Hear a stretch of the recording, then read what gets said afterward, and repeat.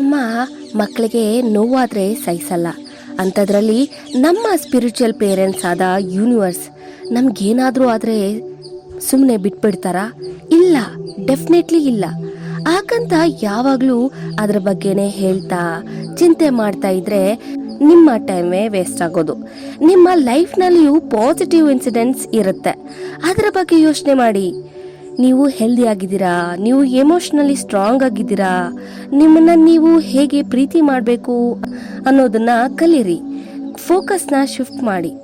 Sometimes ನೀವು deep ಪೇಯ್ನಲ್ಲಿದ್ದರೆ ನಾನು ಹೇಳೋದು ಅಷ್ಟೊಂದು ಸೂಟ್ ಆಗದೆ ಇರಬಹುದು, ಇಲ್ಲ ಅಷ್ಟೊಂದು ಸಮಾಧಾನ ಕೊಡದೇ ಇರಬಹುದು. ಬಟ್ ಡೀಪ್ ಪೇಯ್ನಲ್ಲಿ ಮುಳುಗೋದ್ರಿಂದ ಏನು ಪ್ರಯೋಜನ ಹೇಳಿ? ಏನು ಪ್ರಯೋಜನ ಇಲ್ಲ. ನೀವು ನಿಮ್ಮನ್ನ ಸಮಾಧಾನ ಮಾಡ್ಕೊಳ್ಳೋದಕ್ಕೋಸ್ಕರ ಇನ್ನೊಂದು ಆಸ್ಪೆಕ್ಟ್ ಆಫ್ ಲೈಫ್ನ ನೀವು ನೋಡಲೇಬೇಕು. ಇನ್ನೊಂದು ದೃಷ್ಟಿಕೋನದಲ್ಲಿ ಲೈಫ್ನ ನೋಡ್ಕೊಳ್ಳೋದಕ್ಕೆ ಶುರು ಮಾಡಿ. ನೀವು ಯೋಚಿಸೋದು ಒಳ್ಳೇದಿದ್ರೆ, ನಿಮ್ಮ ಮನಸ್ಸು ಚೆನ್ನಾಗಿದ್ರೆ, ನಿಮ್ಮ ಉದ್ದೇಶ ಒಳ್ಳೇದಿದ್ರೆ, ದೇವರು ಖಂಡಿತವಾಗಿಯೂ ನಿಮ್ಮ ಬೆನ್ನ ಹಿಂದೆ ನಿಂತು ಕಾಯ್ತಾರೆ. ಯೂನಿವರ್ಸ್ಗೆ ನೀವು ಏನು, ನಿಮ್ಮ ಮನಸ್ಸು ಎಂಥದ್ದು, ನಿಮ್ಮ ಇಂಟೆನ್ಷನ್ ಏನು ಅನ್ನೋದು ಗೊತ್ತಿರಲ್ವಾ? ಯೂನಿವರ್ಸ್ ನಿಮ್ಮನ್ನ ಯಾವುದೇ ಕಷ್ಟದ ಪರಿಸ್ಥಿತಿಯಲ್ಲಿ ಇದ್ರೂ ಕಾಪಾಡುತ್ತೆ.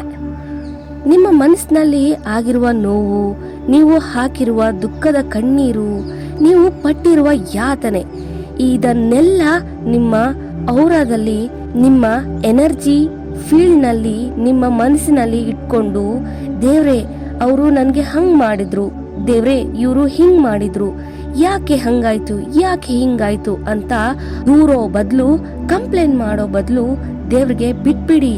ಯೂನಿವರ್ಸ್ ಎಲ್ಲ ನೋಡ್ಕೊಳ್ಳುತ್ತೆ. ಒಂದ್ಸಾರಿ ಎಷ್ಟು ಬೇಕೋ ಅಷ್ಟು ಅತ್ಬಿಡಿ. ಕಣ್ಣೀರು ಖಾಲಿ ಆಗೋವರೆಗೂ ಅತ್ಬಿಡಿ ದೇವ್ರ ಹತ್ರ ಹೇಳ್ಕೊಂಡು. ಮತ್ತೆ ಸೇಮ್ ರೀಸನ್ಗೆ ಬೇಜಾರು ಮಾಡ್ಕೊಳ್ಳೋದಾಗ್ಲಿ, ಅಳೋದಾಗ್ಲಿ, ನೆನಪಿಸ್ಕೊಳ್ಳೋದಾಗ್ಲಿ ಮಾಡಬಾರ್ದು. ಇದೇ ಲಾಸ್ಟ್, ಕೊನೆ ಬಾರಿಗೆ ಹೇಳ್ಕೊಂಡು ಅತ್ಬಿಡಿ, ದೇವ್ರಿಗೆ ಬಿಟ್ಬಿಡಿ.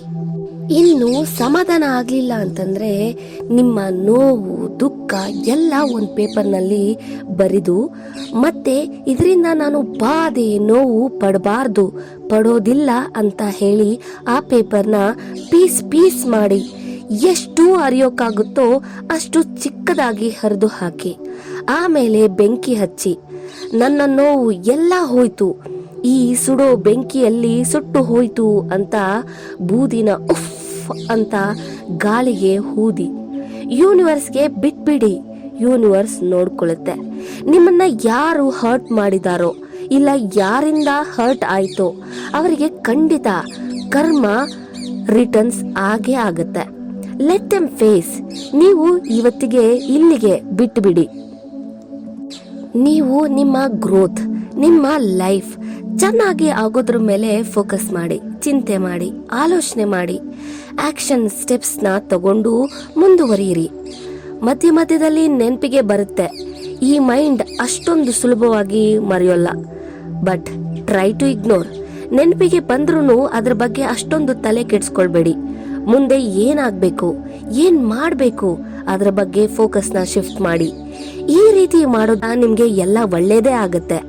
ಒಳ್ಳೇದಾಗೋದಕ್ಕೆ ಶುರು ಆಗ್ತಾ ಇರುತ್ತೆ. ನೀವು ಅಬ್ಸರ್ವ್ ಮಾಡಿ ನೋಡಿ. ನಿಮ್ ಎಲ್ಲರಿಗೂ ಒಳ್ಳೇದಾಗ್ಲಿ.